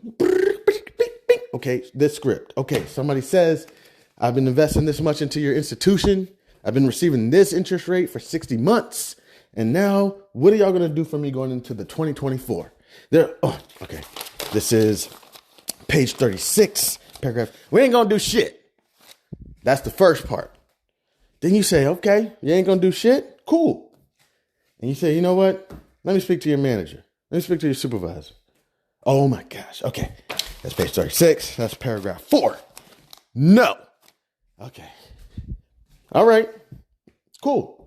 Well, I want to let you know that there's this other institution offering me a higher interest rate, and I'm thinking about moving the money over. Oh shit. That's page 52. Oh shit. Okay. Page 52. If you don't get this taken care of, you're going to be fired. Oh, shit. Okay, you know what? All of a sudden, we found something. So how you find something that quick? We just found out that there's actually an account that if you deposit $2,500 every 3 months, you can get a higher interest rate. Wait. You playing with me. So I've been depositing $2,500 every 2 weeks, and all I got to do is deposit $2,500 every couple months, and I can get this way higher interest rate? Y'all been bullshitting me. Wait. Time out. Oh, $2,500. You said you're depositing $2,500 every 2 weeks. You know what I've been doing. You're the banker. Come on, stop playing with me. Oh, we do have this account that if you deposit $2,500 every 2 months, you can get a higher interest rate. Okay. Well, what about the people who've been depositing $2,500 every 2 weeks? Oh, didn't expect you to ask for that. So we do have an account for you. Next thing you know, you get that shit moved all the way up, higher interest rate, and to the point where you're like, you know what? I don't even know if I want to deal with this institution anymore. Like, somehow I went from 0.01 interest rate that I'm at now. I don't even know what. You know, you can look online and see what the money market account's going for, but even that's just shit that's online. That's why I tell people all the time, man, there's shit that's online. That's for, I would say, 40% of the individuals. Those are for the 40% of people who are not going to ask no questions, you know, nothing. Then you got the other individuals who are going to apply. They're going to call. They're going to apply their knowledge, whatever. They're going to call and be like, look, I understand this is what you got online, but I want to call up and see what y'all be willing to do. And all of a sudden they're going to be like, all right, man. All right, sir. We ain't going to bullshit you. We could tell you've been reading. You know what I'm saying? Look, this is what we can do. This is our best offer. And even when they say that, this is our best offer, this is what we can offer you. You say, okay, thank you for your best offer. I'm still going to go ahead and move my money. Next thing you know, you get another phone call. Wait a minute, ma'am, sir, ma'am. Last offer. Now, this one may really be their last one. At some point, they're like, okay, we don't want to lose you as a customer. We see that you're pretty consistent. You deposit $2,500 every 2 weeks. If we do the math, this is going to be this much in this amount of time. And you know what we can do? We can go ahead and link you up with one of our personal advisors or whatever, and y'all can go ahead and set up a plan. You're going to have to do a little bit stuff deeper, so because they got to make sure they're making money, they got to make sure you're making money. So it's not so much risk reward. That's what everybody's going to go to. Risk reward. This person wants me to move my money out of this bank account of this 5% high yield savings or whatever it is, because they think that I can go into the stock market and I can make more money. No, it's not that, man. It is that too. It is. You got to be honest. I do want to see you make more money. I do want to see you put your money to work. You got a boyfriend, a girlfriend. You don't let them rest. I see them. They lay on the couch. You right there. You got time to lean. You got time to clean. You don't let them chill, but you let your money chill in this bank account for 18 years, 20 years. And I'm not saying, I don't know your religion. Maybe it's religious.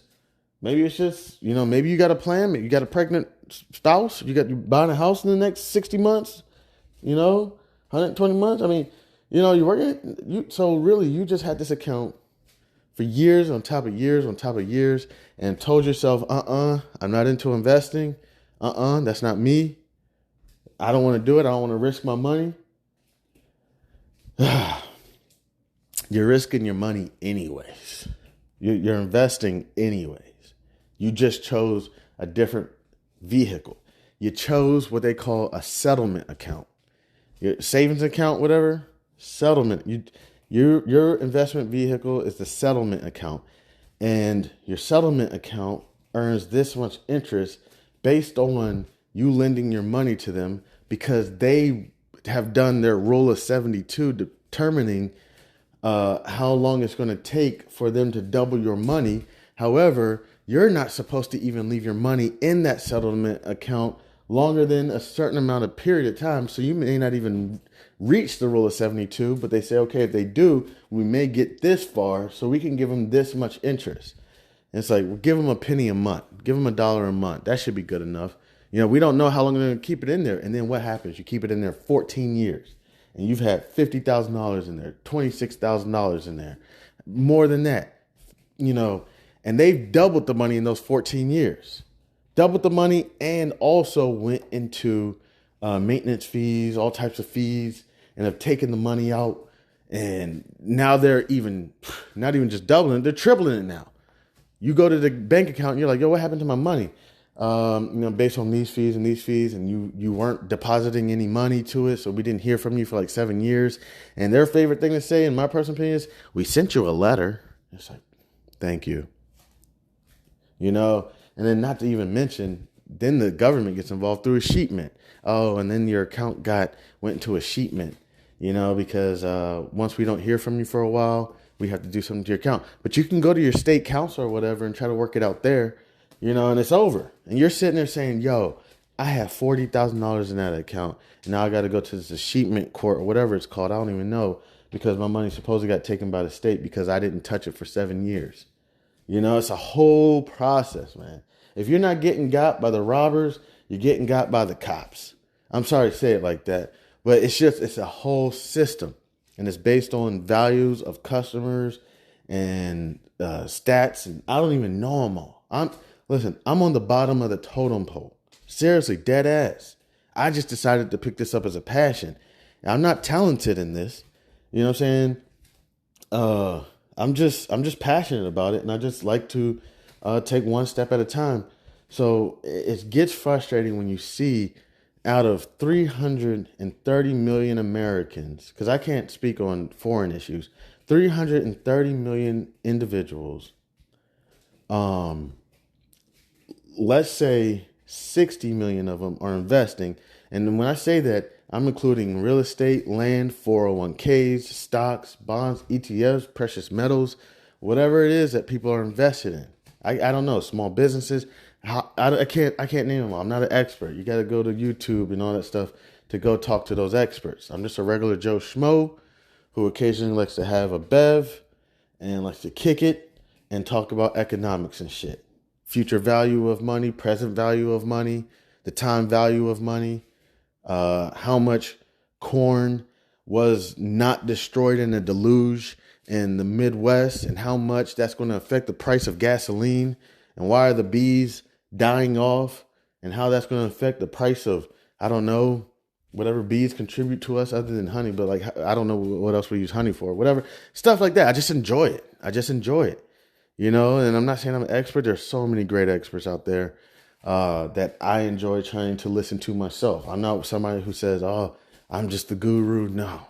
I got so many YouTube channels of people who I deem respectable or competent. I'm not saying that they are. They could be scam artists too. But I say, okay, this person, this man or this woman sounds like they know what they're kind of talking about a little bit. And I subscribe to their channel, and I keep listening. And that's just kind of how it works. To an extent, I'm just a real skittish customer. I'm not even a good customer. As long as the content is free, I'm subscribed. Once they start charging for the content, I may not be subscribed. Once they say something that I disagree with, I may not be subscribed. I'm that skittish subscriber, And then I move on to another YouTuber or whatever. What is this? Everybody's on. Starts with, they got the YouTube, TikTok. There's this other one, Deloitte, DuPont, something like that. Diplomat, I don't know. It's this another one that everybody's like, hey, I got this account too. You should meet me on this, and you can have individual one-on-one phone calls with me and follow all my trades. I forget what it's called. I think it starts with a D, as in Delta. But yeah, that's just it. So again, going into 2024, there's just a couple things I could personally say, and trust me, I'm not a genius at all. Jack Ma, I don't know if I should use him. I remember watching him on YouTube giving a presentation to his family before he became wealthy. You know what I'm saying? Essentially, that's all it is. I'm just presenting to my family thoughts and ideas that I have. Hopefully I can be able to break it down and as basic as possible, because that's my goal. I am trying to break it down as basic as possible. At the same time, I'm not a genius. So it's not like I can talk in real technical terms anyways. That's why I listen to the people on YouTube who use the real technical terms, and I learn from them like, oh, okay, S corp is exactly what this is, okay, and then you can use these tax laws to depreciate shit and all that. And those YouTubers, fantastic. They're amazing. They're amazing. So I try to follow a lot of them. But I would say in the year of 2024, I'm definitely going to be working on trying to do option trading on ETFs. I'm going to try to get my account up. I am getting kind of tired of the individual stocks. You're jumping around from individual stock to individual stock, using your strategy, using your technical analysis, your fundamental analysis to try to, see if you can make a couple $100 a day, a few $100 a day, when I could easily just go ahead and pick a VTI, a VU, a SPY, some Charles Schwab ETF or something and just trade on that. You know what I'm saying? Like, and just, it would just be a lot easier for me. And hopefully I could get my account up one day to 400K, and then I can just go ahead and trade options on SPX, on Berkshire Hathaway A shares, you know what I'm saying? And just be cooling it there. You know what I'm saying? And then Apple, of course, a little bit, but then I have SPX along with QQQ, along with, what is it, IWM or something like that, and just be, that's kind of the goal I'm trying to get to for this upcoming. I'm not sure if it's going to work out. The overall goal is, I'll tell you, the overall 20-year, 30-year, 40-year goal is, seriously, bonds and dividend stocks. That's like my overall goal, is fixed income, receiving possibly about 10% on my fixed income on just one bond. But I'm going to have a bond ladder. So essentially, I'm going to have a bond ladder that pays an interest rate every month. So this bond is going to pay an interest rate June and July. And then this one, January. Is it January and June? Sorry, it's J&J. It's probably January, June. Then, no, it's not. Is it December, June? It's December, June, January, July, February, August, March, September, April, October, May, November, something like that. So I'm going to have the bond ladder set up, hopefully 10% on those bonds. You're going to say, how the fuck are you going to get 10% on those bonds? It's going to be somewhere between hopefully 7 to 10%. I'm going to go to the secondary market and I'm going to buy a bond from someone who's been holding on this from 2002 or 1987 or something like that, and they're selling it in the open market. I'm going to buy that bond. I'm going to pay the accrued interest. I'm going to hold on to it. So I'm going to build the bond ladder so every month I have interest just coming in. And then I'm going to build a dividend ladder of stocks that pay dividends quarterly. Then I'm going to probably find a dividend stock that pays a dividend monthly, whatever. And then I'm going to have those dividends coming in, hopefully close to every month. As close as I can, because what you can do is say, okay, well, when does this company pay dividends? They pay it quarterly and they do it in these months. Okay, they pay, okay, all right. And then this company kind of does it this time. So even when the dividends are lined up, I'm pretty much going to get a dividend close to every month. It may not line up perfectly, but if you get a company like O Realty and you get your shares in that, then you're definitely going to get a dividend every month. And that's the main goal. And then that's just securities. That's not even land. And then also purchasing up land. People say land is a great investment. It's not going anywhere. There's not more of it being made. So purchase land. Then precious metals. I would love to have what they call your weight in gold. If you have your weight in gold, then you should be doing pretty well for yourself. And then, of course, small businesses. The small businesses, no offense, if I'm able to get to where I want to be, it's not going to be the thing that makes the most money, because I probably will be, if I'm able to do very well for myself, making my small business a nonprofit. It was a 501c3. And whenever money comes into 501c3, basically just putting it back into the business, paying my employees, and giving back to the community, basically, through things of financial literacy, hopefully maybe some more children's books on financial literacy, games, competing with was it Hasbro and whatnot, but creating building blocks and games for children so that they can learn financial literacy without really even knowing it. Same thing with like Legos. Supposedly that's really for like learning engineering, and you don't even know it. Supposedly games like Call of Duty teaching people to join the military, and we don't even know it. I'm kind of going to get into that world as well as teaching people financial literacy without them even knowing it. Just fun games, hopefully. And then also giving back to the community some way, some shape, some form. I don't know exactly how. I know that one thing that everybody would say is, well, just give out some checks that, hit us with the Pablo Escobar. Pablo Escobar was supposedly giving out checks, you know what I'm saying? But that was for a different reason. He really wanted the community support when the FBI and CIA and everybody came in to be like, yo, who's this Pablo Escobar guy? And everybody would be like, we don't know. You know what I'm saying? We love him. You know what I'm saying? So maybe that's not the reason why he did it. Out there was it Medellin? But I think that was one of the reasons why he did. That's not the reason I'm going to be giving back, is just because I want people to be able to, essentially, I don't know how people say it. You can take a horse to the trough, you can take a horse to the lake, whatever, but you can't make it drink. And then also, if you teach a man how to fish, he'll eat for the rest of his life. But if you feed him, he'll only eat for one day. So essentially all that. I'm trying to figure out how to get people to the water, how to drink, and teach them how to drink. Not saying that I'm the expert either. I'm broke as fuck. Dead ass. I'm broke as fuck. I'm dead ass. I'm like damn near getting on my last leg. You know what I'm saying? For real. Like, I'm just truly blessed. And this is why I give thanks to God. As much as people may want to question whether God is alive or not, in my heart, I struggle with letting people know how much I believe in God and how much I trust in God, because I do know I'm a hypocrite. And I do know that God would say, I never knew you. You make me throw up, your lukewarmness. You want to claim my name in public and everything. And then you want to go to a New Year's party, and all this other stuff. Trust me, I'm not perfect. That's why I keep this shit low key, for real. Because I don't want to eventually do very well for myself. And then next year, I'm out here Robin Williams in it. No offense. Rest in peace.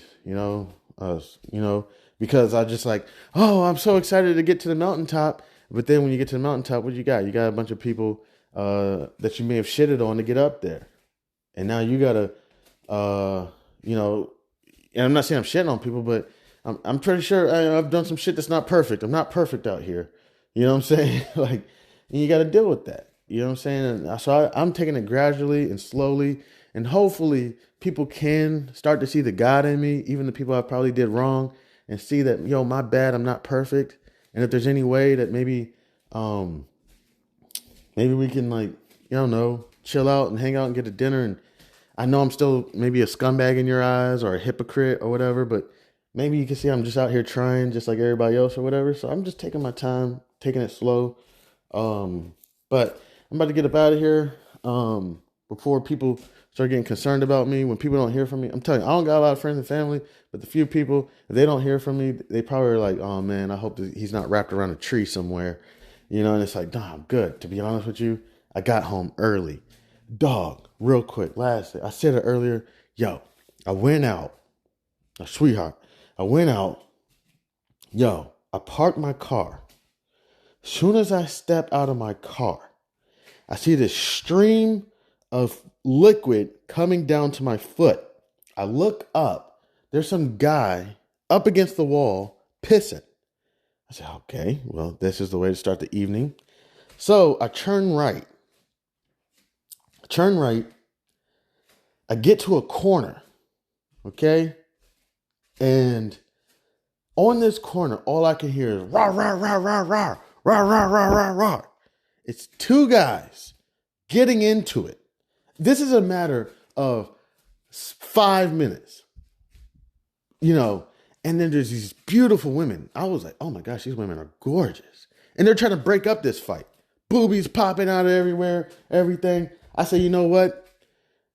Those guys look too pretty. They don't even look like they really about it. I'm sorry to say it. They look too handsome. They didn't look like they were about it. So I wasn't even going to stand around and try to watch this fight. I'm pretty sure they're trying to impress these women that are trying to break up this fight, and they're probably drunk. So I kept walking. So I walk a few more steps. There's this woman hunched over, boobies out of her shirt, puking. Well, she's not puking. It was the drool. I look because I could see the drool coming out of her mouth. I look on between her legs because she's sitting down with her head between her legs. You know, her dress top is just dipping low. And I see the drool in her mouth. And I look on the floor. There's a pile of puke right there. Yo, I'm dead. This is in a matter of like two, because I'm walking to the lounge that I'm trying to go to. And so I lift my head up. Next thing you know, I look to my left, I look to my right. There's a couple women in the bus stop, hunched over, puking and pissing. I look to my left, there's a bunch of women sitting on some steps, puking, pissing, whatever. Not every woman was, but like, this is in a matter of like 5 minutes, me walking to the lounge. Real quick. So I keep walking. Then there's a bunch of women, you know, beautiful, walking. Okay, whatever. They're taking off their heels. They're drunk. Whatever. Keep going. So get to the lounge that I'm at.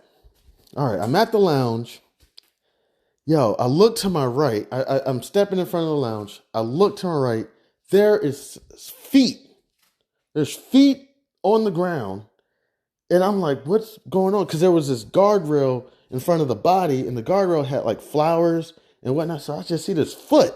Kind of like if you looked at Wizard of Oz, and there was that foot. So there's no shoe is on this foot. So I look at the foot, and they say, I kind of look over the guardrail. It's a body. It's this girl drooling, passed out. Then I look up, and there's a paramedic coming over, and it starts attending to this girl. And so I stayed outside the lounge for a few minutes. You know, I call my people are calling me. They're like, yo, are you here yet? And I'm like, I'm here, but they're telling me they're not letting anybody else in. And of course, there's like 4 or 5 guys and a group of girls who walked past me, and they let them in, no problem. But I was, whatever. You know what I'm saying? So I'm looking at this paramedic work on this girl for, I don't know, 10, 20 minutes. Yo, the results didn't change. Like, there was no like, she's alive. No, she was done. So I say, you know what? I've been waiting out here for about 15, 20 minutes. I'm turning around. I turn around. I look to my right. And there's this group of guys fighting. It's kind of like one of those, I'm sorry to say, it's like one of those YouTube shorts where they be like, man, you ever been in the gym after dark? And you see like yo, I'm telling you. So then I walk past, I look to my right, there's that fight going on. So I keep walking. And then this is when I walk past the group of women and guys who were fighting. And actually, to tell you the truth, I took a U around it. I was like, you know what? As much as I wanted to walk past and kind of see all those, women kind of, because their chest was all hanging out and everything, butt cheeks all hanging out, everything. As much as I was like, man, sure, I wouldn't mind seeing it. I actually took a U because I ain't want to get I don't even got no fancy shoes or nothing. I don't got no fancy clothes, but I ain't want to get no piss or puke on my shit. Yo, so real quick, last thing I went back. Okay, so one of the spots was Showcase, all right? Showcase out there in DC. So I was like, yo, can I just peek inside real quick? Yo, Showcase was popping. Now, I was like, you know what? Man, I ain't really got that much bread, for real. I was like, yo, I really don't got that much bread. I probably had, I'll be honest, I probably had $100 in my pocket last night. And I was like, man, 1 or 2 drinks tonight is probably going to be $20. Next thing you know, I'm going to be going home with like a dub. And I'm like, it's going to be too much. Or I was weighing my opportunity costs. Or I could go home and just put this dub in my tank, get in the house. And I got in the house, man, it was like, people were chilling. I'll even tell you, people were playing with Legos. It was just like 3 o'clock in the morning. You know what I'm saying? And people were playing with Legos. Some people were washing dishes. I went over there, started helping with the dishes. Still talking. I was like, man, it was nice. It was really nice just to kick it. And it's like, you know what? I even told him, I was like, maybe tomorrow. Let's try again tomorrow. Everybody who's drunk and everything should be at home, chilling, trying to recover. You know what I'm saying? And tonight should be probably the people who didn't get, like me, myself, weren't able to get into the club last night. How you going to hate from the outside? You can't even get in. So Okay, but something like that. But like, yeah, and then we can go out, watch some football. Should be a little bit cooler. You know what I'm saying? And trust me, I'm one person to go inside and try to. If I would have had probably like $500 last night, I would have definitely went inside Showcase, and I would have, I would have been in there. Boom, boom, boom, boom, boom, boom, boom, boom, boom, boom, boom, boom, boom, boom, boom. Everybody, like I would have been in there. I'm telling you, but because I only had like 100 and like I'm going through a lot of shit, I was like, man, $100 can go a long way for me right now. That's gas money. I can get some groceries. You know what I'm saying? I can do hamburger hot dog night. I can cook some pasta night. You know what I'm saying? You go to the store, I can get dinner for like $30. You know what I'm saying? And just right now, until I get some more funds, I'll do this upcoming trading session, get some trading done. Hopefully I can sell a contract. I'm gonna try to sell a contract for like hopefully like $10. I'm gonna sell a contract for like $10, and then that should go into my account. But this new broker, man, they be doing shit weird, man. I'm sorry to say it like weird, but like with my old broker, if I sold a contract for $1,000, that shit went into my account and I was able to withdraw it. You know what I'm saying? Or $10, whatever. Because every contract you sell is worth 100 shares of the underlying. And I was able to put that money to use. This new broker, man, I'll put that shit. I'll sell a contract, last thing, and I'm out of here. I'll sell a contract, and it goes into like a cash account or like cash secured account or something. So I go to withdraw the money, and it'll be like you only have like $200 in your account. I'm like, no, I don't. I just sold. One time I sold like 5 contracts, each for like $10, right? So I'm thinking like, yo, I got $50 in the account. You know, again, times about 100. And I'm thinking I got like $50 in the account. They're like, nah, you only got like 200. I'm like, how I got 200? And they're like, yo, you know, I know you probably didn't have to deal with this with your old broker. How did it work with your old broker? I was like, yo, if I sold these contracts, I got the money was in my account right away and I could withdraw it right away. You know what I'm saying? Like it was no big deal. Go do my grocery shopping, whatever. It's kind of how I was surviving. Now with the new broker, they hold it in like a cash account or something, cash secured account. It's like, it says like cash plus cash borrowing account. So I'm like, man, this is some bullshit, man. I can't do this.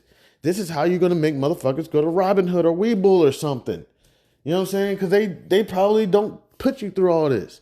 So I'm trying to figure all this shit out, man. But I'm just saying, so it's 2024 officially. I had to go in a little bit, you know, just to talk about just the mentality.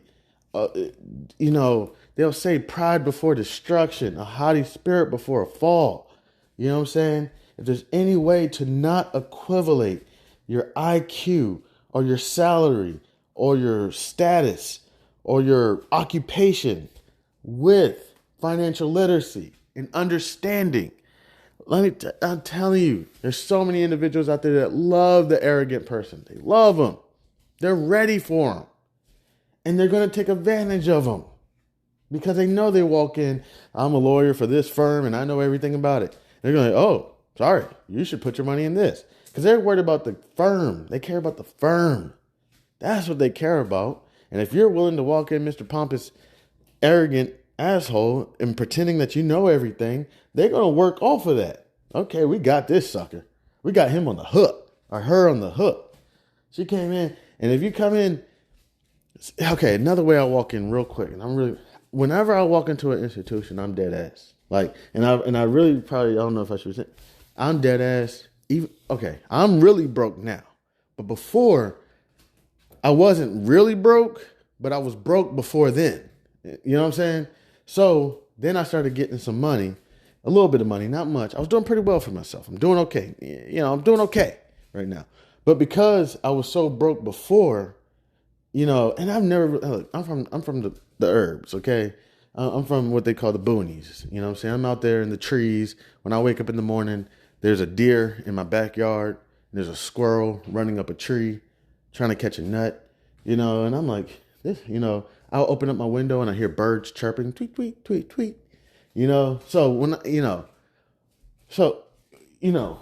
when I say broke, I don't want to act like, but broke. Okay. I have $18 to last me the next 2 weeks. Okay. And I'm about to make this work. The dollar menu used to be out, and that's how it used to be my survival food. You know what I'm saying? I could get a double cheeseburger and a small fry for the next 6 days. And that should hold me off. A couple glasses of water. And I'm going to stop by, mom. I'm going to say, Mom, you cooking? You know what I'm saying? Auntie, somebody cooking? You know what I'm saying? And then get a plate and make that last a couple days. So, gas. You got, man, you on E. And you got to make this work for the next couple days. Man. And also, I told you before, I'm a person that I'm not going out there as much as I can. I'm not going out there to ask for no money from nobody. I'm not, because I know they're going through the same shit. They just on a different scale, So being super broke, not super broke, okay, but being broke, and I guess arrogant at the same damn time, because I'm too prideful to ask anybody for money, which is going to lead you to destruction. And then starting to get a little money, I knew how to behave. So when I go to these institutions, I already knew to say, look, I got student loans, I got insurances, I got kids. I probably didn't even have no kids at the damn time. I got a car note, you know what I'm saying? And these companies are going to do anything and everything they can to get you as their customer and give you the best experience.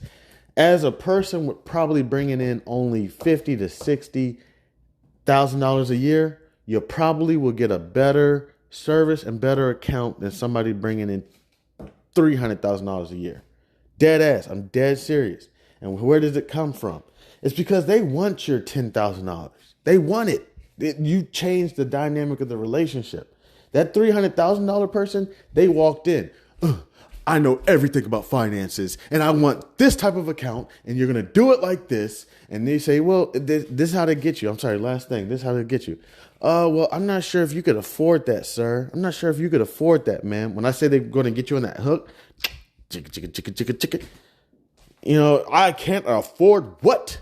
Not to mention, no offense, you're a black person from the South or the Midwest where you always had somebody telling you what you could or could not do with your money. You know what I'm saying? You always had to deal with systematic racism and shit. You just had to deal with racism, period. Motherfucker, you go to the gas station, they got a sign up there saying, we don't serve blacks. Or shit, you go to certain parts of Mississippi, I'm pretty sure they got signs up, whites only, still to this day. I could be wrong. It's 2024. I can almost guarantee you certain parts of Mississippi probably still only serve white people. You've been dealing with that your whole life. You did something, you created something, you invented something, became successful, and you have this thing of like, I ain't gonna let nobody tell me what I can or cannot do. See, I ain't got that chip. I ain't got that chip on my shoulder. I don't care. You know what I'm saying? You think I'm broke and I'm dumb and I'm black, whatever, you can go ahead and think it. I'll take my money to another institution. I'm good. I don't care what you think about me. So I'm sitting there, I'm coming in sweatpants, hoodie, scrudgy beard. Man, look, I'm trying to open up an account. I got, I got a couple $1,000. What's good? Oh, sorry, we can't cater to you, sir. All right, I'm out.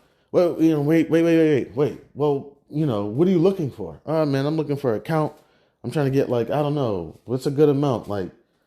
20% interest? 20% interest, you can't get that anywhere. You can probably get 1 to 2%. No, bitch, I'm about to get this up out of you. You just don't know it yet.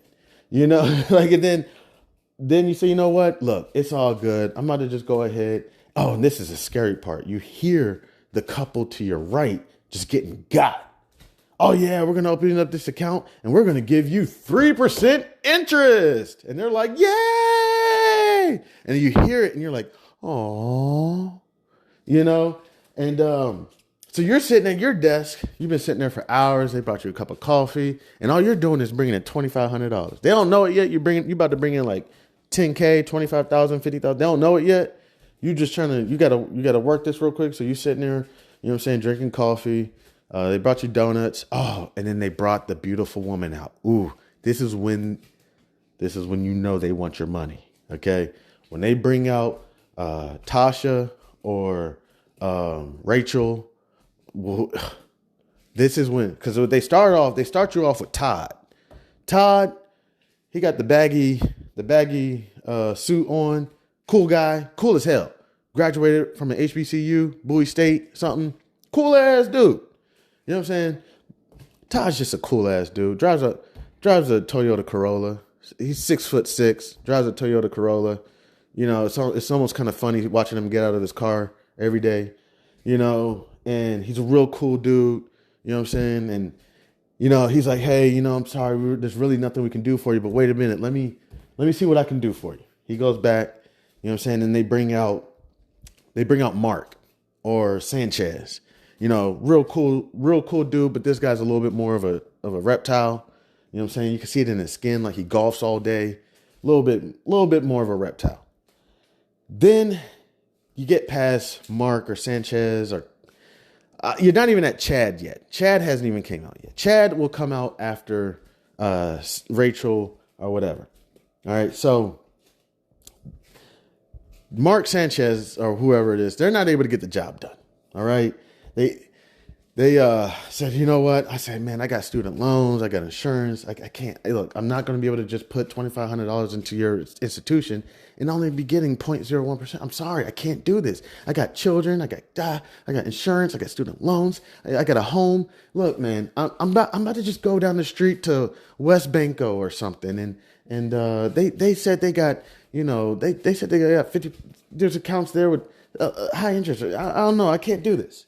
Then Big Booty Judy or Big Boobed Rachel, whoever it is going to come out. It's like, boom. Whoo. They brought up the big dogs. You deal with her. She's going to sit with you for about an hour, 2 hours. I'm not going to lie. It's going to be a minute. It's going to be a minute. Because she has like a 96, probably, you know, retention rate. You know, I don't know. She's going to spend more time with you. Next is when they bring out Chad. Chad comes out, big broad chin, slick back hair, nice suit. You know what I'm saying? Loud spoken. This man knows everything about everything. Right? Sharp. Straight sharp. This guy is going to take you on a ride. He's going to say, hey, man, hungry. Lunch? You? Me? Let's do it. You say, cool. You hop in his car. You know what I'm saying? And again, this is not for that $300,000. The $300,000 family's already been gotten. They got the 2%, 3% interest rate. They were excited because they moved up from 0.01% all the way up to 2%. So they're happy. They got them $300,000. They haven't got you though, Mr. Hoodie, sweatpants, scrunchy beard. That's only bringing in $2,500. To their knowledge, you're only bringing in about $5, 10K. Seriously. So then finally, eventually, Chad drives you around in the BM 7 Series, takes you around the city, shows you different things. You know, hey, you know, we would really like your business, blah, blah, blah, blah, blah. You know what I'm saying? And you're like, you know what, Chad? All right, cool. You can meet me in the middle at like 10%, whatever kind of account you got. I don't even know what type of account it is. I'm just making something up. You know what I'm saying? I'll go ahead and I'll bring over my $5,000 or whatever. Next thing you know, you're dumping $25,000 into this account, $50,000 into this account. Some shit you had held at some credit union or some other institution that wasn't really taking care of you. And you said, you know what? I'm going to go ahead and I'm going to dump it on you. And you dump it on them and then you move on. You don't talk to these motherfuckers for 5-6 years. You know what I'm saying? Whatever. You move on. And then you keep that cycle going on and on and on. You know, and you stay on top of your institutions, your insurance companies. You know, I got to start getting better at calling my insurance companies. I don't call them very often. You know what I'm saying? And they're probably like, yo, I don't know how that works. I got to figure out that deal. I'm just excited that my insurance rate is at a certain rate. You know, so I got to work on shit. I'm getting phone calls from family members and friends I haven't talked to in years. Shit. No offense, motherfuckers that I don't even know if they know that they're texting the right person because we really not cool no more. So I'm going to go ahead and get up out of here. I hope, okay, I'm not really trying to be a teacher. I'm not trying to be a preacher, nothing. Okay, if there's anything that I would like to be, I would rather be more funny than trying to preach or teach. You know, sometimes I hope that maybe you can even find a little giggle or something out of this. If there's anything that I really would truly like to say is Happy New Year's, Happy 2024. God bless, and hopefully you're able to find something out of this. I literally just did like 2 hours. So thank you so much. You have yourself a wonderful 2024. Again, God bless. I'm Chanman. This is House of B.A.R.F. Blah!